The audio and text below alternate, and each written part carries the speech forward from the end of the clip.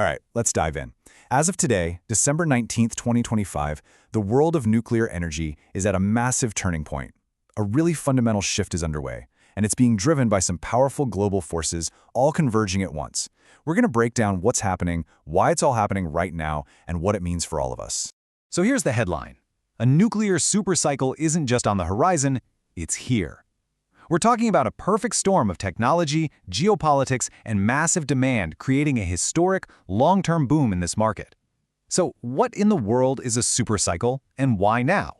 Well, think of a supercycle like a tidal wave of demand, one that's so big and lasts for so long, decades even, that producers just can't keep up. And what happens then? Prices go up, and they stay up for a long, long time.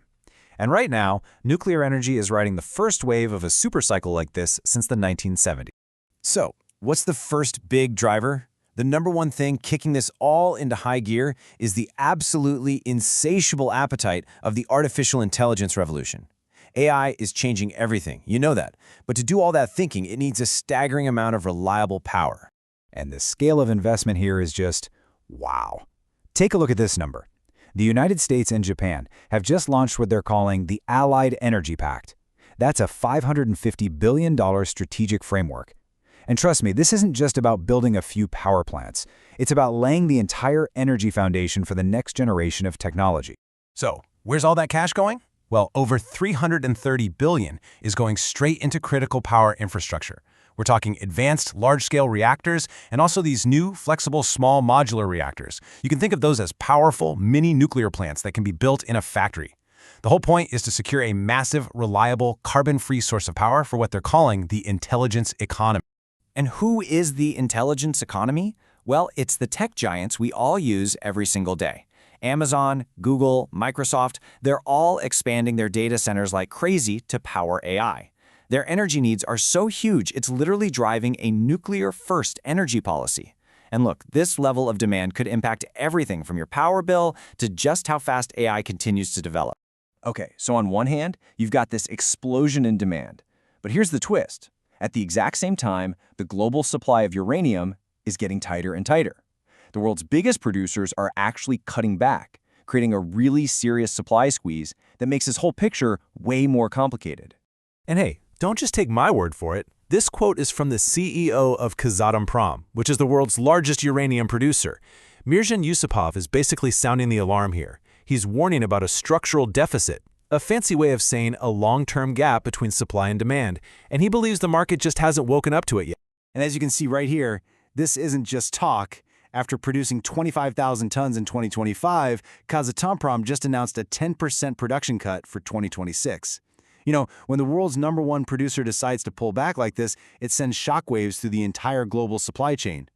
And if that wasn't enough to worry about, there's a major geopolitical shift happening in Niger, which is a key uranium supplier. France, which has been there for decades, has been forced out of its mining operations. And guess who's stepping in? Russia.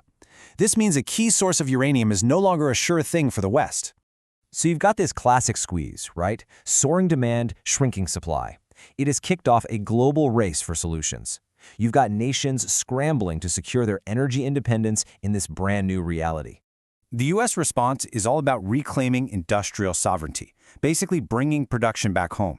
Centrus Energy just launched a new centrifuge manufacturing facility in Ohio. It's a huge step towards its goal of completely ending reliance on Russian uranium by 2028. For the U.S., this isn't just about energy, it's a matter of national security. Europe, on the other hand, is kind of realizing it has a solution right under its own feet. The EU has some pretty significant uranium resources at home, and as you can see here, a massive 27%, more than a quarter of the entire EU total, is located in just one country, Sweden. And this timeline, it shows a really historic policy shift. It's wild. Back in 2018, Sweden completely banned uranium mining. But now, with the EU reclassifying uranium as a critical raw material, the country has done a complete 180.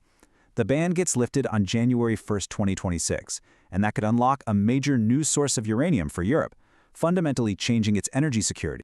Meanwhile, China's playing a totally different game, a technological one. They're taking their huge thorium reserves and using these super advanced molten salt reactors to basically convert that thorium into usable uranium fuel right on site. They're not just digging for fuel, they're making it. And the result of this breakthrough, well, it's a profound, long-term strategic game-changer. By unlocking thorium, China has given itself a theoretical energy supply that could power the entire country for over 1,000 years. That could mean ending its reliance on imported uranium for good. So, let's pull all these different threads together. Let's create a snapshot of our new nuclear reality. What does all this actually mean for the market right now, today? Here's a quick look at the market. The spot price, you'll see, is holding steady for now. But look at that long-term price, it's rising. That tells you the story of the supply scarcity we've been talking about. And the top stories of the day, the US bringing manufacturing home and China's thorium breakthrough, they really highlight the different strategic paths everyone's taking in this new energy race. And all of this leaves us with one critical question. This whole nuclear supercycle, driven by our need for clean, powerful energy, it's a real double-edged sword. So are we on the verge of a long-term solution to our energy problems? Or are we at the very beginning of a new, intense geopolitical battle for the resources that are going to power the 21st century? The answer is going to shape our future.